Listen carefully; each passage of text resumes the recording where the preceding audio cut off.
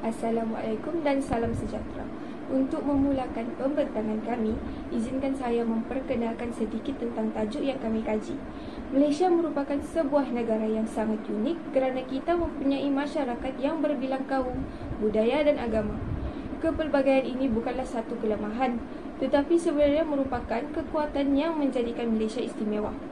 Jika dilihat dari sudut positif, perbezaan ini yang menjadi asas dalam membina identiti negara bangsa yang harmoni. Melalui kepelbagaian ini jugalah kita dapat melihat bagaimana rakyat Malaysia dapat hidup bersama dengan semangat toleransi dan saling menghormati. Proses pembinaan peradaban di Malaysia pula bermula sejak zaman sejarah lagi. Dari situlah muncul usaha membentuk perpaduan dan keutuhan masyarakat majmuk yang kita nikmati pada masa kini.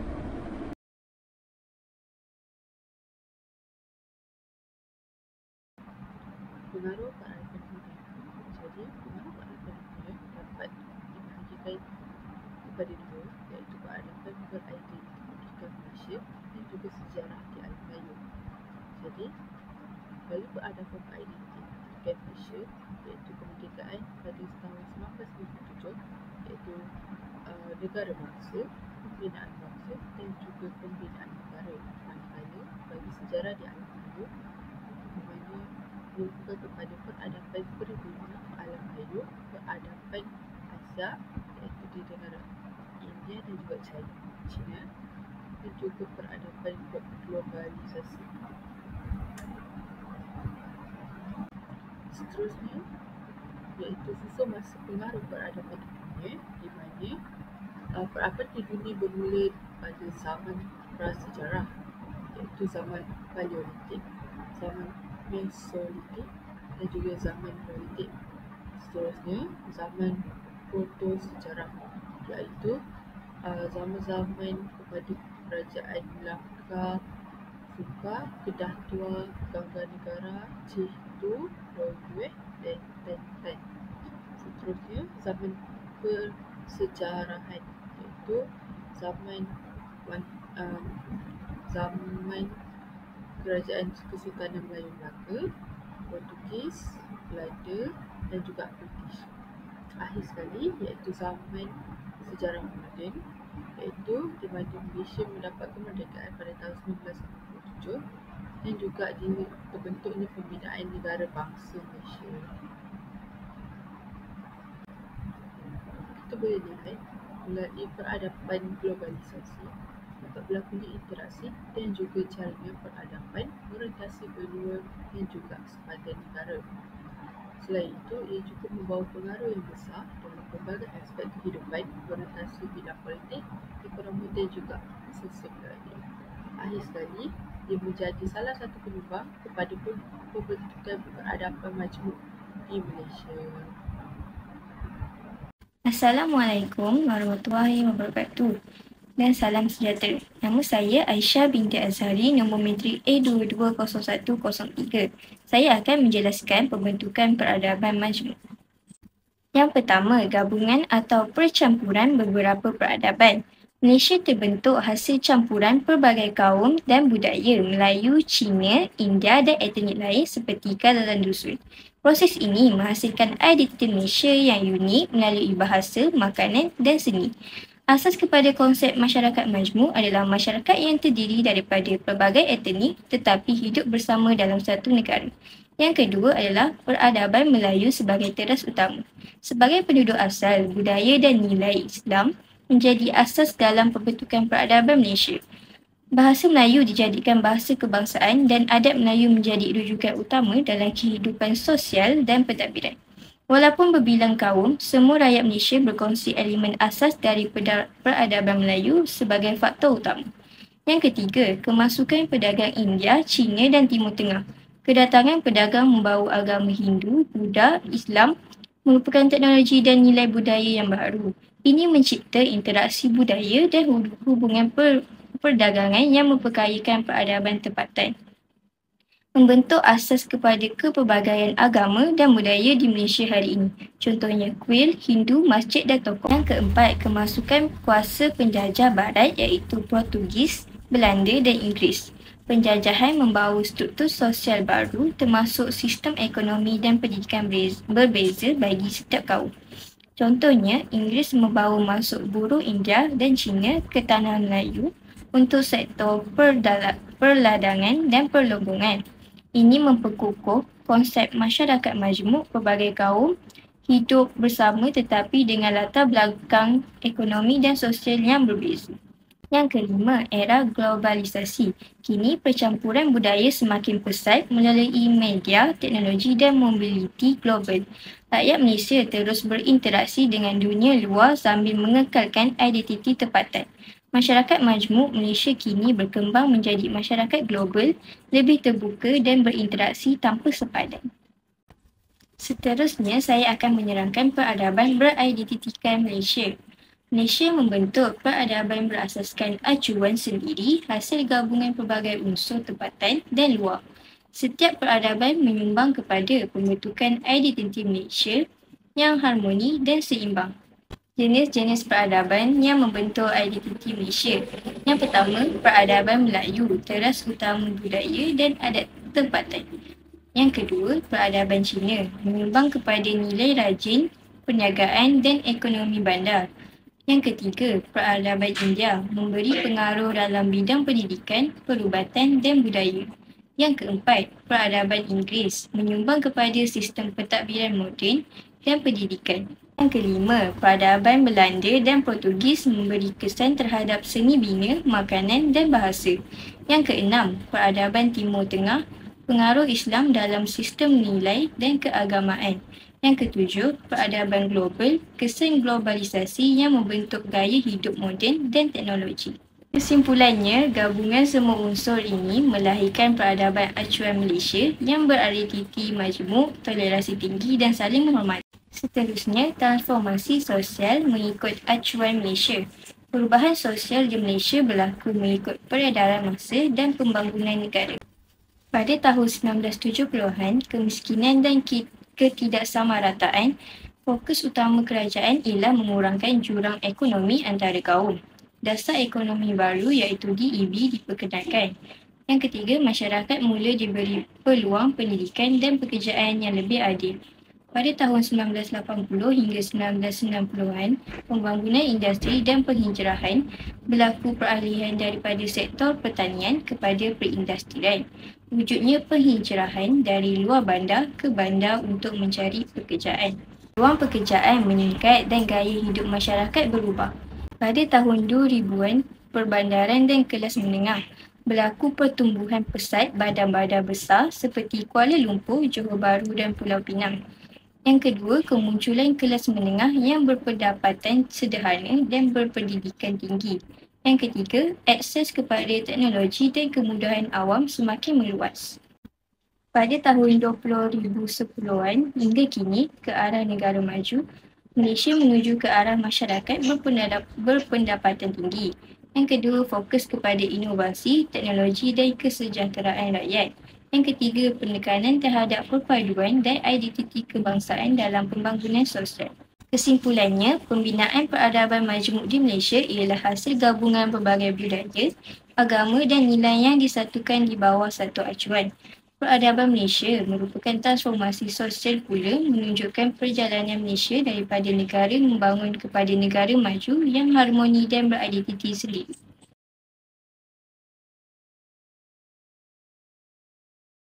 Assalamualaikum dan salam sejahtera. Nama saya Izzah Safira binti Misbahuddin, A21168.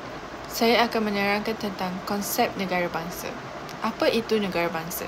Maksud negara bangsa ialah satu entiti politik yang mempunyai wilayah sempadan, rakyat yang bersatu di bawah satu pemerintahan, mempunyai identiti nasional yang sama. Seterusnya saya akan membincangkan tentang elemen-elemen negara bangsa. Terdapat 4 elemen negara bangsa. Yang pertama ialah penduduk. Rakyat yang diiktiraf sebagai warga negara dan mempunyai tanggungjawab sendiri. Kedua ialah wilayah, kawasan bandar dalam negara iaitu negeri. Ketiga ialah kerajaan, organisasi yang mempunyai kuasa untuk membuat atau melaksanakan undang-undang di sesuatu kawasan. Keempat ialah kedaulatan. Ialah kedaulatan, hak eksekutif untuk menguasai sepenuhnya sesebuah kawasan pentadbiran rakyat atau diri sendiri. Sekian, terima kasih. Matlamat pembentukan negara bangsa ada 4 matlamat. Saya kupaskan. Yang pertama, memupuk perpaduan nasional. Dengan pembentukan negara bangsa, rakyat dari pelbagai latar belakang etnik, budaya atau wilayah dapat disatukan di bawah satu identiti kebangsaan. Sebagai contoh, dalam konteks Malaysia, pembinaan negara bangsa bertujuan untuk membentuk satu bangsa dan satu negara. Pendekatan ini membantu mengurangkan perpecahan etnik atau wilayah dan mencipta rasa kita bersama. Yang kedua, menegakkan kedaulatan dan identiti bersama. Negara bangsa ialah entiti politik yang mempunyai sempadan pemerintahan sendiri dan rakyat yang menganggap negara itu sebagai milik mereka. Dengan ini, pembentukan negara bangsa membolehkan rakyat mempunyai identiti bersama serta penerimaan legitimasi negara atas nama rakyatnya. Seterusnya, yang ketiga, mewujudkan kestabilan politik dan sosial. Apabila rakyat mempunyai identiti bersama dan negara mempunyai sistem yang diterima bersama, kebarangkalian, konflik etnik, wilayah atau agama boleh dikurangkan. Pembentukan negara bangsa boleh membantu dalam menguruskan perbezaan dan meningkatkan kerangka tadbir urus yang inklusif. Yang keempat, yang terakhir, menjadikan identiti kebangsaan sebagai asas warisan budaya dan pembangunan. Negara bangsa juga bertujuan memastikan bahawa budaya, bahasa dan warisan bersama dihargai dan dijadikan landasan pembangunan identiti nasional. Sebagai contoh, artikel menyebut bahawa pembinaan negara bangsa dalam konteks Malaysia merangkumi usaha-usaha untuk menyatupadukan rakyat pelbagai kaum melalui pendidikan sejarah dan kurikulum nasional.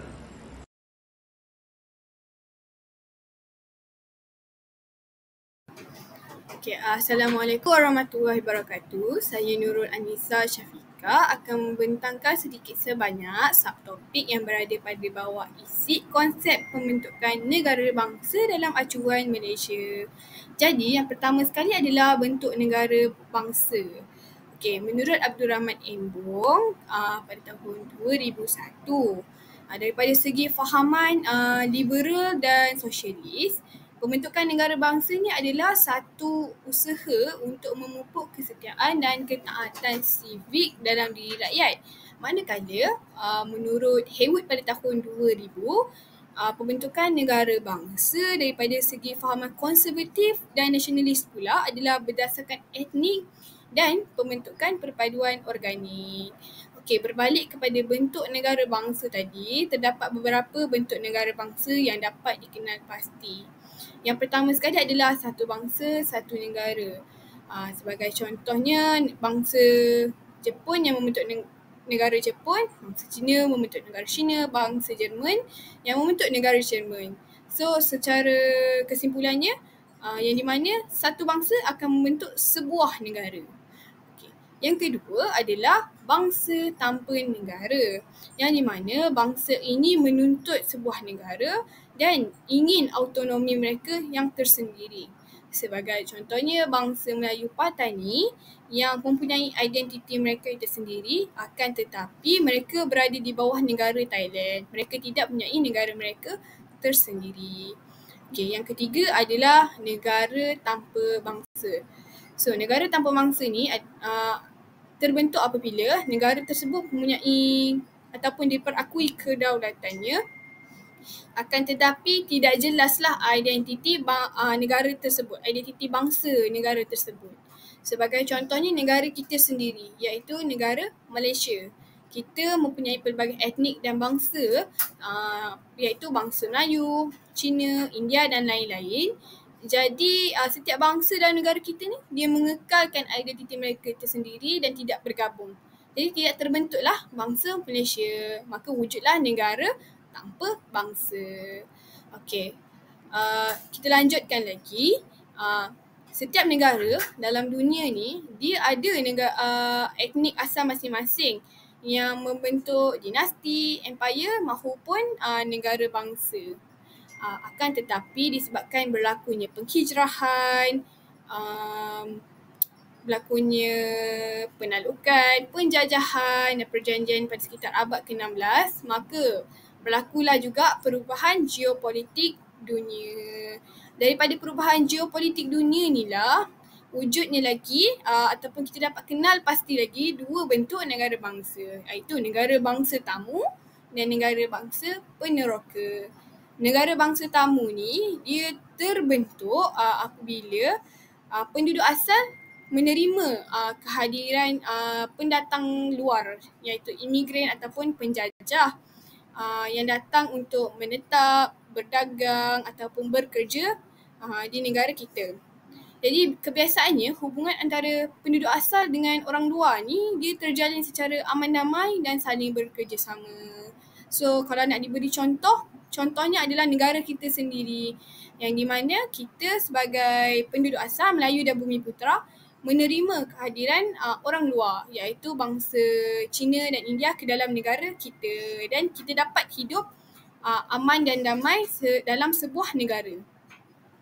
Okey, negara bangsa peneroka pula terbentuk apabila penjajah ataupun orang luar ni dia datang dan dia mengambil alih sepenuhnya daripada segi kuasa politik, daripada segi tanah, dia ambil alih sepenuhnya daripada penduduk asal.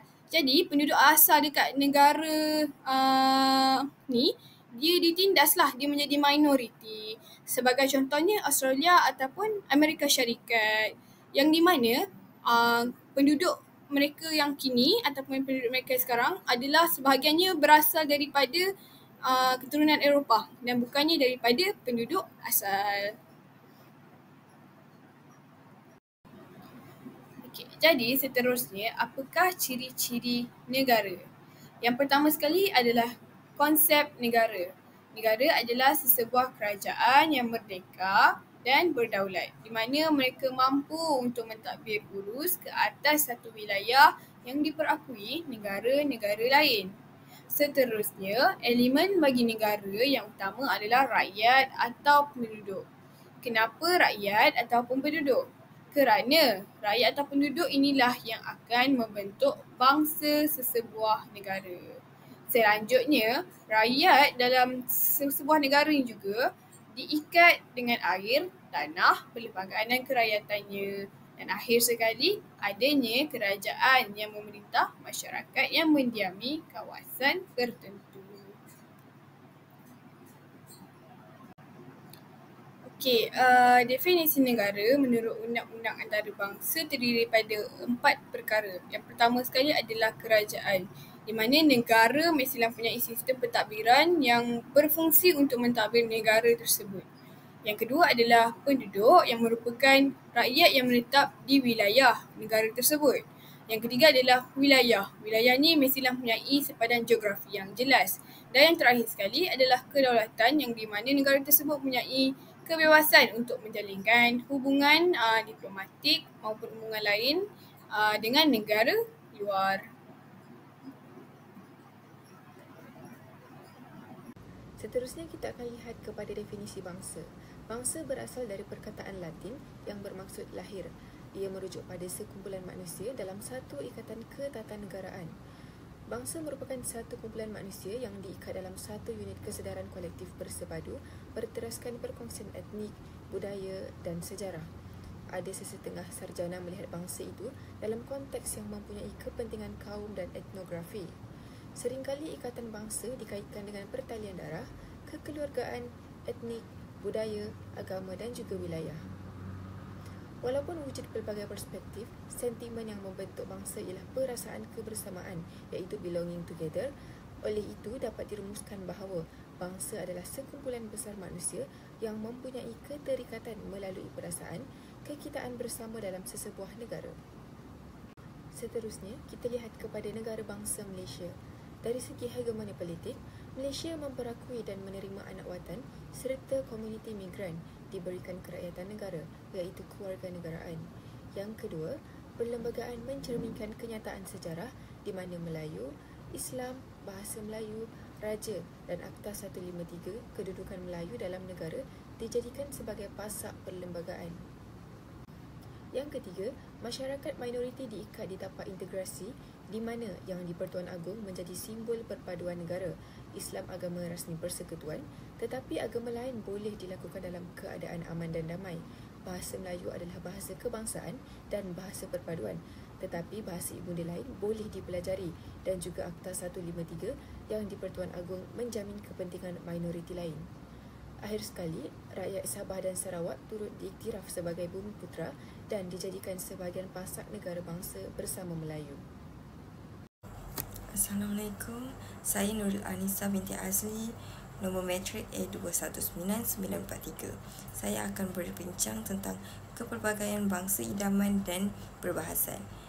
Sebelum kemerdekaan, Samsul Ebib 1996 berkata melalui konsep Nation of Intent berpendirian bahawa sebuah negara bangsa adalah a project in progress dan sentiasa berlaku contestation bangsa dalam negara itu hingga wujud negara tetapi bangsanya tidak terbina. Seperti di Malaysia, contestation ni maksudnya pententangan idea dua atau lebih konsep yang berbeza. Waktu ni ada 3 konsep. First, konsep Melayu Raya oleh Pergerakan Kiri Melayu, kedua, negara Islam oleh kelompok Islam, dan ketiga, masyarakat majmuk oleh orang Melayu. Antara 3-3 ni, hanya konsep ketiga je yang diterima oleh British. Dan selepas kemerdekaan, wujud konsep Malaysia ketika tahun 1960 yang diperkenalkan oleh Lee Kuan Yew ketika Singapura berada dalam Persekutuan Tanah Melayu, dan akhir 1990 pada era pemerintahan Mahathir Mohamad. Konsep-konsep waktu itu adalah Wawasan 2020, Gagasan Satu Malaysia, Sabah for Sabahan dan Sarawak for Sarawakian. Dalam konteks hari ini, konsep bangsa yang selalu digunakan pakai oleh parti politik seperti Bersatu, UMNO dan PAS ialah konsep Malay-led Plural Society. Yang nombor 3 tadi. Menurut Syamsul, dalam aspek hubungan untuk konsep Malaysia baru ini banyak penekanan pada hubungan antara kaum, iaitu interetnik, tetapi pinggirkan intra-etnik. Interetnik ni maksudnya hubungan kumpulan etnik yang berbeza. Contohnya Melayu dengan Cina. Intra-etnik ni pula maksudnya hubungan kumpulan etnik yang sama tetapi berbeza dari segi kumpulan kawasan atau budaya kecil. Contohnya Melayu Johor dengan Melayu Kelantan. Dua-dua Melayu tetapi tetap berbeza. Sekarang kita akan bercakap tentang etos bangsa, etnik, nasionalisme dan bangsa. Etos berasal daripada perkataan etika, sikap kepribadian, watak karakter serta keyakinan atas sesuatu perkara. Zayani, etos bangsa, merujuk pada nilai-nilai khas, tradisi, identiti dan wawasan masa depan sesuatu negara. Kemudian, Mansur et al. Berkata, etos bermaksud pandangan hidup yang khas, suatu golongan sosial yang didasarkan pada sifat, nilai adat istiadat yang beri watak dalam masyarakat. The Oxford English Dictionary pula menganggap itu sebagai the characteristic spirit, prevalent tone of sentiment of a people or community. By Oren pula, etos bangsa ialah a particular configuration of central societal belief, attitude and values that are enduring and shared by most members of society and that focus on the society present and future. Sekarang kita akan bercakap tentang etos bangsa, etnik, nasionalisme dan bangsa. Etos berasal daripada perkataan etika, sikap kepribadian, watak karakter serta keyakinan atas sesuatu perkara. Zayani, etos bangsa, merujuk pada nilai-nilai khas, tradisi, identiti dan wawasan masa depan sesuatu negara. Kemudian, Mansur et al. Berkata, Etos bermaksud pandangan hidup yang khas suatu golongan sosial yang didasarkan pada sifat, nilai adat istiadat yang beri watak dalam masyarakat. The Oxford English Dictionary pula menganggap itu sebagai the characteristic spirit, prevalent tone of sentiment of a people or community. By Oren pula, etos bangsa ialah a particular configuration of central societal belief, attitude and values that are enduring and shared by most members of society and that focus on the society present and future. Sebagai kesimpulan, untuk membina negara bangsa seperti yang menjadi idaman masyarakat Malaysia bukanlah tugas yang mudah kerana Malaysia mempunyai pelbagai rentetan, budaya, bahasa, agama serta sejarah. Walaupun terdapat pelbagai halangan dan cabaran, usaha yang berterusan perlu dilaksanakan untuk membentuk negara bangsa Malaysia. Proses pembentukan negara bangsa Malaysia adalah satu proses yang panjang dan bukan mudah. Oleh itu, perpaduan yang wujud sekarang perlulah ditambah baik dari semasa ke semasa agar cita-cita untuk mewujudkan negara bangsa Malaysia dapat dicapai.